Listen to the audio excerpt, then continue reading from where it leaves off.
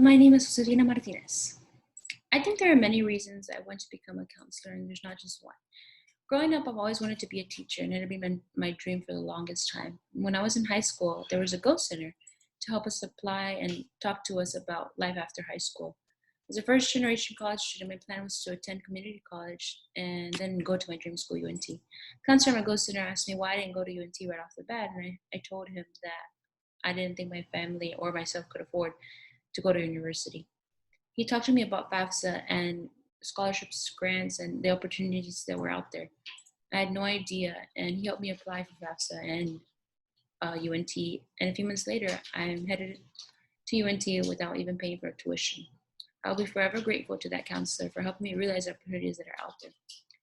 Flash forward 3 years later, I applied to an on campus job called G-Force. I am not sure if you're familiar with this program, but it is a program or job where a group about 5, maybe 10 university students would go to a Go Center or counseling center at high schools, different high schools, to talk to students about life after high school.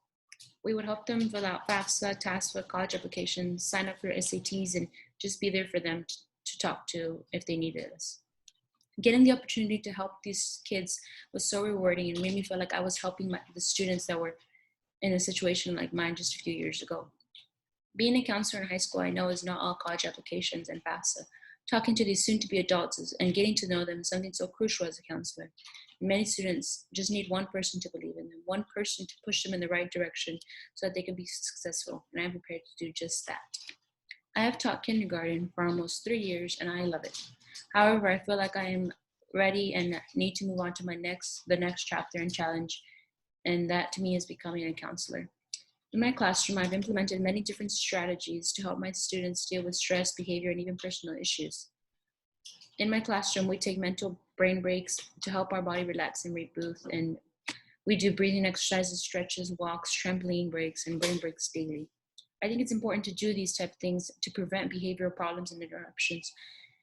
If a student is behaving poorly, I have strategies to try and get them to talk to me first, and if that doesn't work, I have other steps, and I also have a cool down spot filled with Play-Doh, colors, paper, glitter bottles, and things to help them have a moment to themselves. I think it's important for us to have these strategies in place in the classroom to try and help students calm down and learn to deal with their feelings and emotions before they have an outburst or meltdown that will maybe lead them to the principal's office. As a counselor, you set the environment of the school, and I would love to teach and help students set a successful classroom environment so that not only the students are successful, but the teachers as well. Every year I've had a student with special needs in my classroom, possibly autistic or other, and this has really made me want to work with students in life more. This year I had a newcomer from El Salvador that was unidentified and still has not been identified to this day, but luckily he is placed in the life classroom to get him the help and the services he needs. This student was one of the sweetest boys I've ever met, and he had a lot of trouble interacting and speaking and dealing with his emotions. I was having to constantly call for help because if something did not go his way, he would have a meltdown where he would throw things and run away and scream. And my other students would look at him, breaking the rules, and look at me for assurance or reassurance or a reaction. I had to constantly tell my other students that he is learning and we should not laugh or try to help him by showing the things we should be doing, and to not look at him or give him the attention when he is doing things he's not supposed to be doing. The counselors at my school really helped me with my special friend, and I believe that I would be a great benefit for other teachers dealing with this possible problem in the future. I am a very positive and happy person, and I get asked a lot why. I am always so happy all the time. And I think it's a mindset that anyone can have because it's a choice. There's always going to be negativity in this world and things that don't go your way, especially in times like now where there's a lot of unknown and uncertainty. Right now, I'm constantly making contact with my students to make sure they and their families are okay. As a counselor, you have a lot more children to worry about, but it's a challenge I'm willing to take because some of these students may not have a loving home, and the phone call or the Zoom call that the counselor may give that student or I give my students is a moment in their day that makes it all worth it.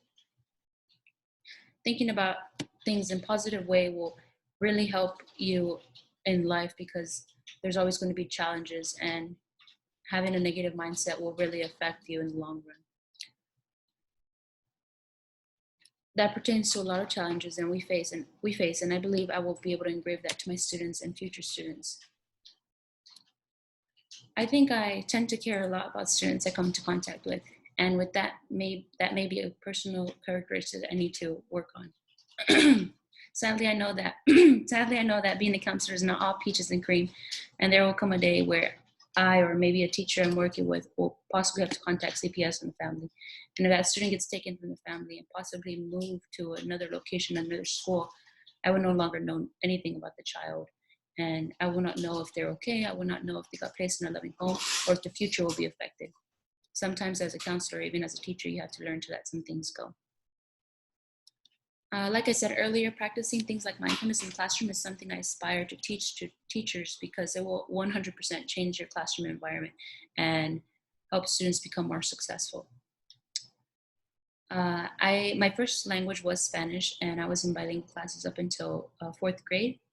I am a bilingual teacher, and I teach half the day. I teach English and social studies in Spanish, and math and science in English, because in Irvine ISD we have a bilingual program. I think this will be very beneficial as a counselor, because Irvine ISD and Texas has a lot of Hispanic families and many parents and even students that don't know English. So knowing Spanish will be very beneficial as a counselor.